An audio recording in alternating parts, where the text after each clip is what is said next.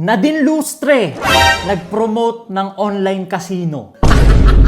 Nung nakaraan, nagulat tayo kasi Junie Boy, kapatid kong TV, tsaka si Boss Ken, nag-livestream na ng sugal. Up to this day, diba? Nagpo-promote sila ng online casino. Tapos kagabi, si Nadine Lustre, diba? Actually, di naman nakakagulat. Kasi hindi lang si Nadine at marami pang ibang artista. Kung nagagawi kayo ng Skyway, ang lalaki ho ng billboard nila. Tapos ayan yun, kung ano yung pinopromote niya, ayan yun. Ang lalaki ng billboard nila dun sa Skyway, pag mapa northbound or southbound, basta Skyway, ang lalaki ng billboard nila dun. Diba? At total, bilang isang public figure or influencer or content creator, YouTuber, kung ano man yung tawag na nasa field, hayaan yung i-walk through ko kayo kung bakit nga ba nagpo-promote ng sugal ang isang public figure, content creator, influencer, YouTuber, vloggerist, kung ano man yung tawag. Alright? Let's go!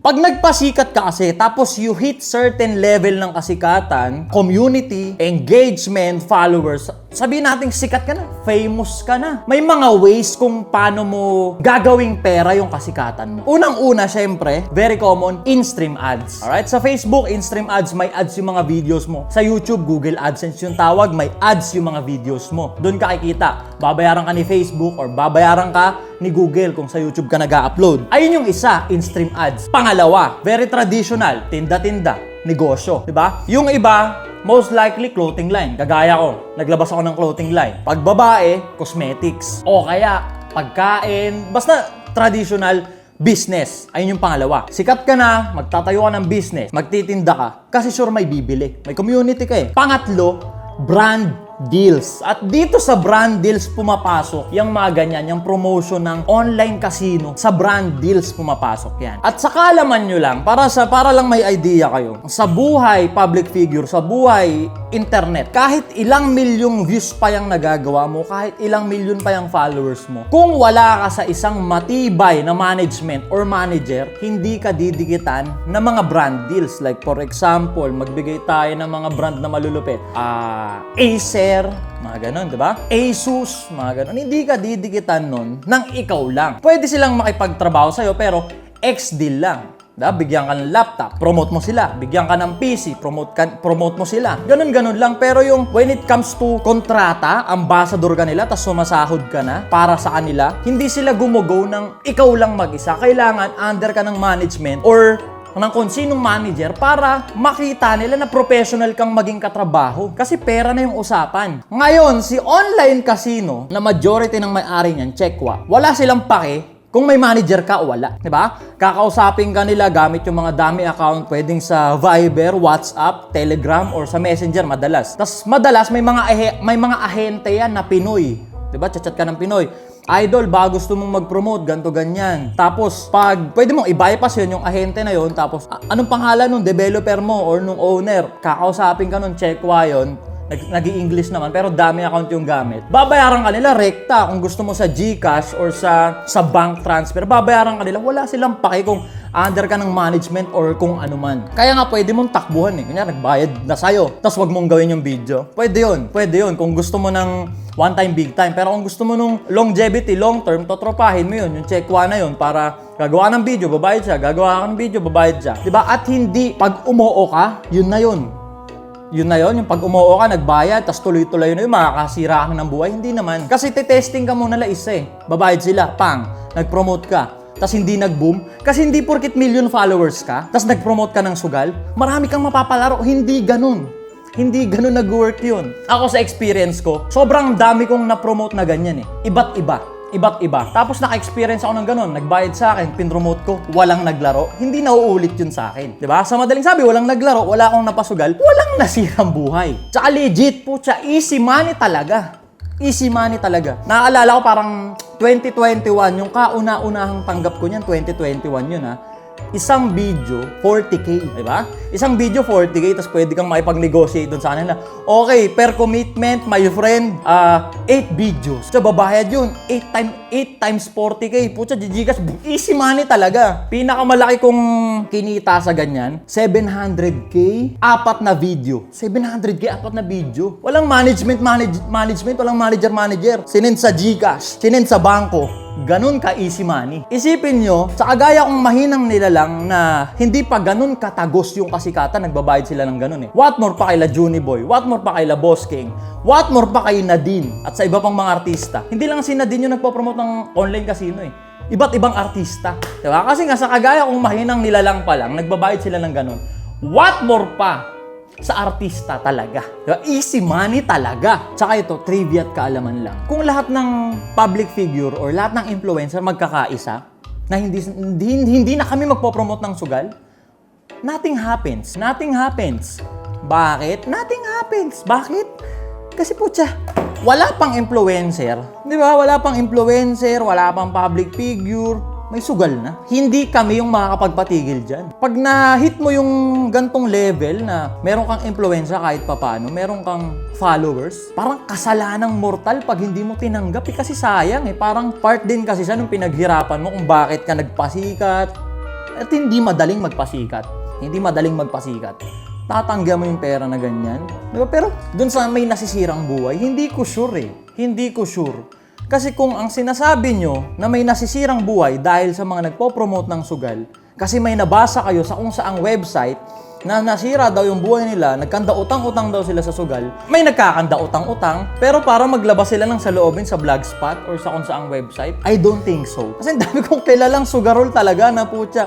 Severe sugarol talaga. Pag natatalo sila, hindi sila ganun. Ni isa sa 20 kakilala kong severe sugarol or sa max level sugarol, sa 20 kakilala kong max level sugarol, na pag sila natalo, wala ni isa sa kanila yung ganun na, putya, magpo-post akong sa ang blogspot na, shit, talo ko, ganito, ganyan nangyari sa... Wala.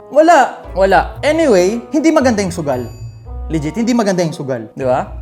Hindi maganda yung sugal. Never naging maganda yung sugal. Kagaya ng paninigarilyo at pag-iinom. Mga ano yun, mga kasalanang mortal na sumisira sa pagkatao ng isang tao. Sugal, bisyo. Ngayon, dito napapasok yung parang ang hipokrito naman ata ng halos karamihan ng tumutuligsa sa nagpo-promote ng sugal. Why? Sa pakete nga ng sigarilyo, may warning na nga dun eh. Tsaka hindi naman secret na pag nanigarilyo ka, magkakasakit ka sa sarili mo, magkakasakit ka. Pero hinihit-hit mo pa rin, di ba? Sa madaling sabi, may ginagawa kang hindi maganda. Tapos yung promoter ng sugal, suklam na suklam ka, di ba? Umiinom ka, nag-yosi ka. Tapos may promoter ng sugal, suklam na suklam ka na parang wala kang ginagawang kung ano. Di ba? Ang sinasabi ko lang dito, hindi na tayo para pa umatake ng tao na may ginagawang something. Kasi tayo mismo sa sarili, personal, meron tayong kanya-kanyang kahayupan na ginagawa na panigurado tayo lang yung nakakaalam. Di ba? Ano sinasabi ko? Ano gusto kong sabihin sa inyo? Gusto kong iparating sa inyo, mga kapatid. Di ba? Dinadagdagan lang natin yung kahayupan natin once umatake tayo ng isang tao. Na ganyan, kunyari, si Nadine, nagpo-promote ng sugal, hate comment tayo, pang. Tapos bukas, iinom tayo, mag-yosi tayo, o kaya may gagawin tayong kahayupan, magsisinungaling tayo, may pagchichismisan tayo, bumato, yung walang bahid ng kasalanan. Parang ganun lang yun eh. Tsaka logical. Kahit si Nadine, kahit mag-lap dance pa yan sa harap mo habang nagpo-promote ng sugal. Kung wala kang pang sugal, magsusugal ka ba? Kung hindi ka sugarol, mapapasugal ka ba? Hindi rin. Di ba? Pwede siguro, tumray ka, pero ang isang hindi sugarol na sumubok ng sugal tapos natalo, ayaw na yun eh. Di ba? Kasi nawala na yung 1H niya eh. Pero yung sugarol talaga, kahit walang Nadine, kahit walang influencer na nag-promote, magsusugal, sugarol eh. Di ba? Sugarol. Di ba? Ang gusto ko lang din idagdag dito, na hindi na para pa isisi natin sa ibang tao yung responsibilidad natin sa sarili natin. Kaya nga may free will eh. May sarili kang desisyon bilang tao. Once nagsugal ka, pumindot ka, nagsugal ka personal sa Las Vegas man yan, sa Okada man yan, sa Soler man, basta nagsugal ka, desisyon mo yun.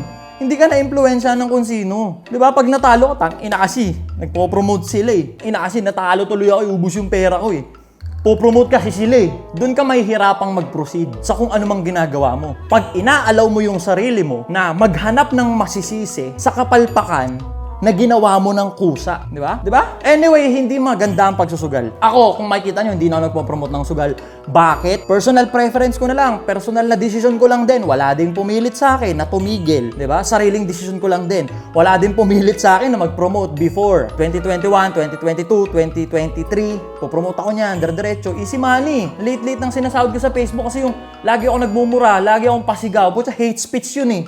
Hate speech bullying na dedetect yun kasi lagi akong nakasigaw, lagi akong Maliit yung kinikita ko sa Instabots. Kaya 2021, 2022, 2023, promote ako niyan.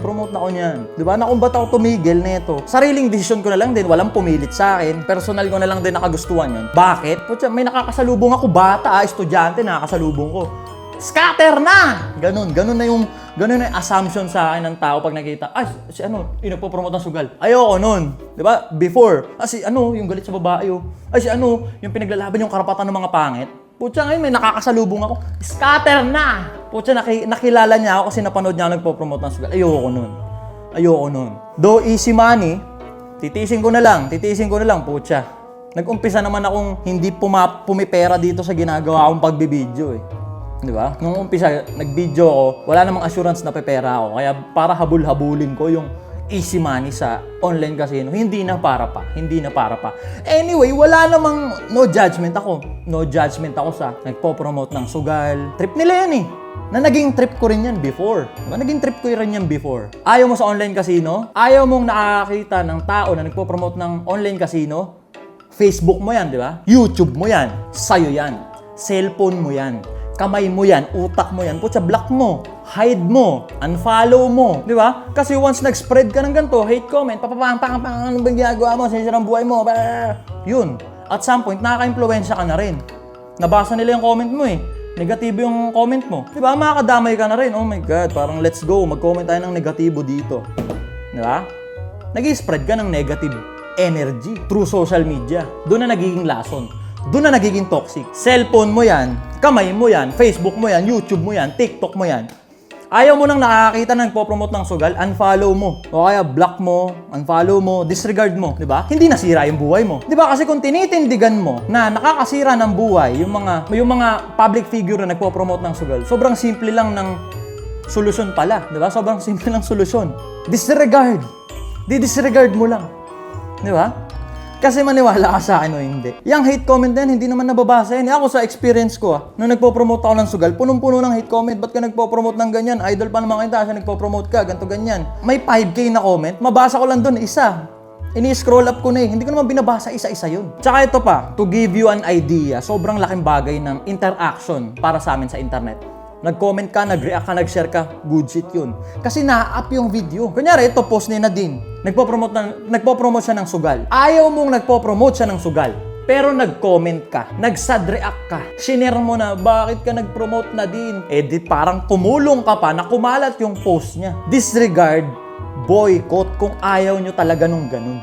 Ganun lang kasimple. Kung gusto nyong may mangyari, talaga, disregard, ibo-boycott mo yung post or yung video na may pagpo-promote ng sugal. Ganun nag-work dapat. Ganun, hindi yung magko-comment ka ng hate comment, isa-sad react mo, i-angry mo, i-share mo. Na-up yung video. Di ba? Na-up yung video. Ngayon, tinuruan kita kung paano yung technique, paano mo mapaparamdam yung hindi mo gusto yung ginagawa niya. Ganun lang. Boycott, disregard. Hindi na para mag-hate comment, mag-spread ng negative energy. Di ba? Kasi nga, kung ano yung energy na binato mo, yun din yung babalik sa'yo. Don't hate the player, hate the game. Di ba? Ganun lang yun Yun. Don't hate the player, hate the game. Gracia worldwide. Ayun yun, par. Legit. Walang mararating yung hate comment natin dito kay Nadine, ma-up lang yung post. Kung gusto niyo talaga, disregard, boycott. Hindi lang kay Nadine, sa marami pa. Kung ayaw nyo talaga nung online Pero ako na nagsasabi sa inyo po, kahit magkasundo-sundo kami lahat, na wag na kami mag-promote yan, hindi mawawala yan. Hindi mawawala yan. Gusto mo pang isa pa nga sa bucket list mo, makapag-staycation sa Okada or sa mga magagandang staycation nandun sa Pasay. Putya, puro sugalan yun. Para lang sa kaalaman mo. Puro sugalan yun. Gusto mo doon, bucket list mo makapag-staycation doon. At some point, sinuport mo yung operation nila. Nothing happens. Di ba? Nothing happens. Ang kontrolado natin kung ano yung hahayaan mong pumasok sa utak mo. Negative, disregard. Ayaw mo yan? Disregard. Boycott, scroll up. Cellphone mo yan, kamay mo yan, Facebook mo yan Di ba? Oh, di ba?